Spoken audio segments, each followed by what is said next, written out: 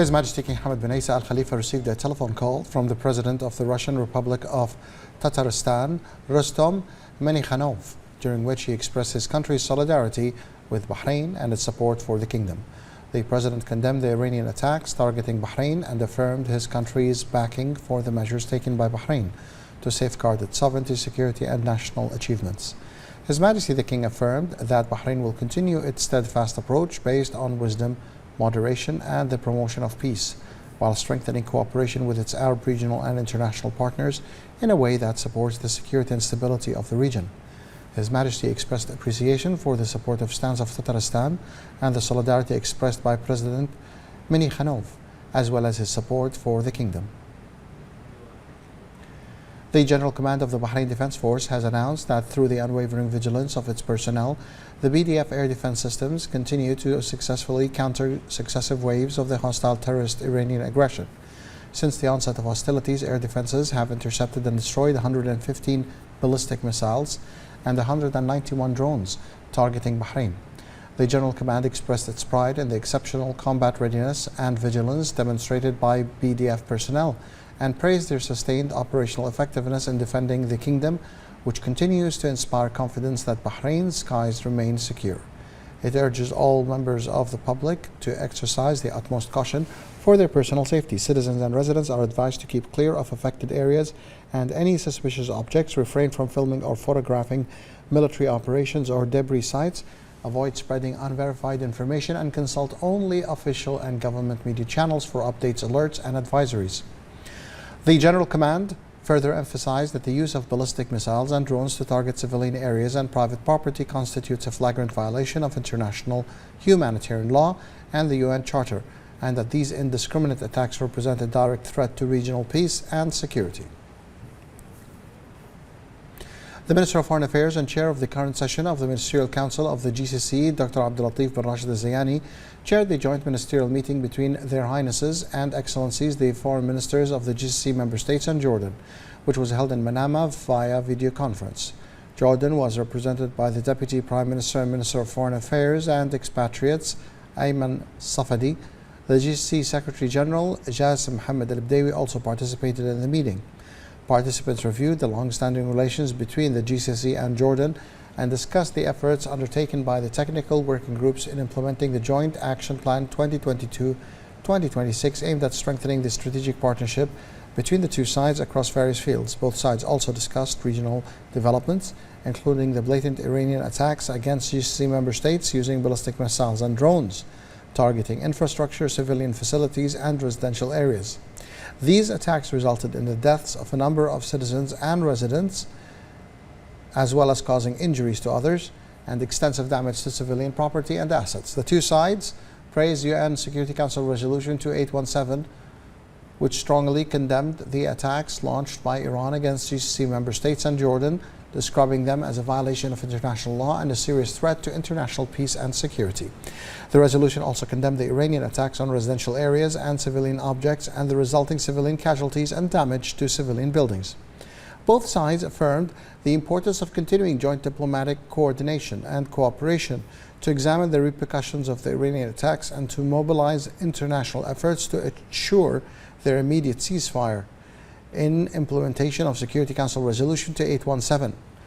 They also stressed the need to prepare for the next phase and to support efforts aimed at protecting the freedom of international navigation in the Arabian Gulf and the Strait of Hormuz in order to ensure energy security and food supplies.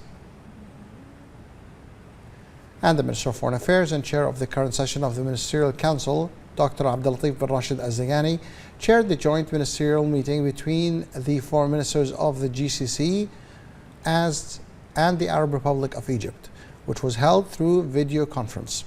Egypt was represented by the Minister of Foreign Affairs, Immigration and Egyptian Expatriates Affairs, Dr. Badal Abdel Ati. GCC Secretary General Jassim Mohammed Al-Bdawi also participated in the meeting.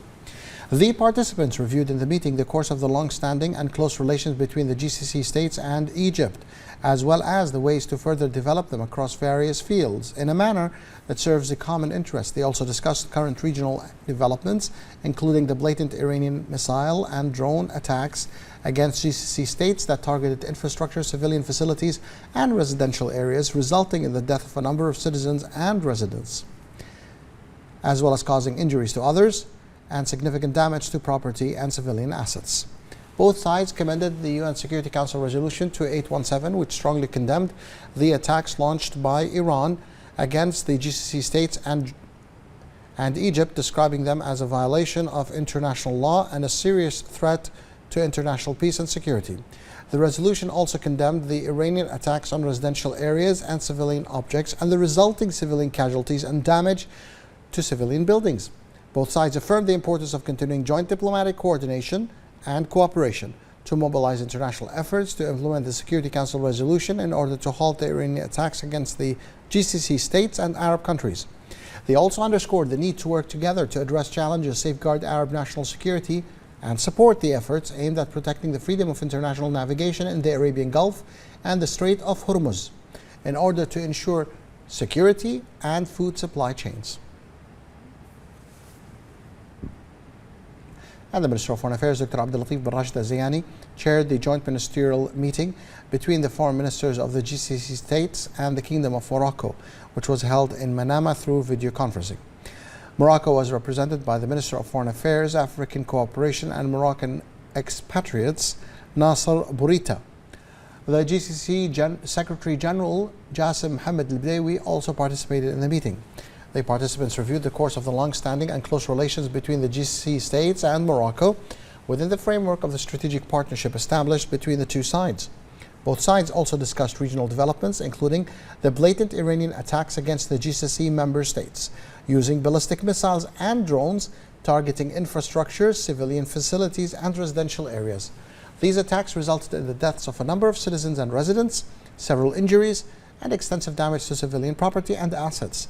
The two sides commended the UN Security Council Resolution 2817, which strongly condemned the attacks launched by Iran against the GCC states and Jordan, describing them as a violation of international law and a serious threat to international peace and security. The resolution also condemned the Iranian attacks on residential areas and civilian objects, as well as the civilian casualties and damage to civilian buildings resulting from these attacks. Both sides emphasized the importance of continuing the joint coordination and cooperation to mobilize international efforts to halt the unlawful Iranian attacks against the GCC states and to support the efforts aimed at protecting the freedom of international navigation in the Arabian Gulf and the Strait of Hormuz in order to ensure energy security and food supplies. They also underscored the importance of building upon the international support demonstrated at the UN Security Council during the vote on Resolution 2817, as well as the broad international sponsorship of the resolution by 136 countries, and stressed the need to continue joint consultations between the two sides to address all emerging developments.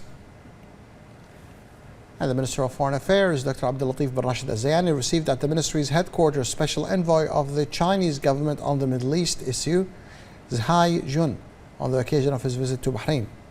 During the meeting, the two sides reviewed the long-standing and close relations of friendship between Bahrain and China and discussed the latest developments in the region, including the continued Iranian attacks on the kingdom and the GCC member states and the resulting human and material losses, as well as their implications for regional security and stability, energy security, maritime navigation, and international trade. They further discussed avenues for joint cooperation and coordination between the two countries through their membership in the United Nations Security Council regarding regional and international issues under discussion by the Council, with a view to preserving international peace and security. Dear citizens and residents, when hearing the first warning sirens while driving, kindly do the following. Continue driving and clear the left lane to open the way for emergency vehicles, civil defense, ambulances, traffic, security patrols to perform their duties. Listen to official media channels. Seek shelter in the nearest building or take cover in non-exposed areas until the danger has passed. Dear citizens and residents, if you're at home or at work, kindly do the following. Be calm, don't go out except for essentials, and as per instructions and guidelines issued by competent authorities. When you hear the second warning siren when the danger ends and situations are back to normal, the following procedures should be considered. Do not gather near affected areas for your safety and avoid hindering civil defense saving lives operations. Do not pick up objects thrown on the ground even if they are familiar to you.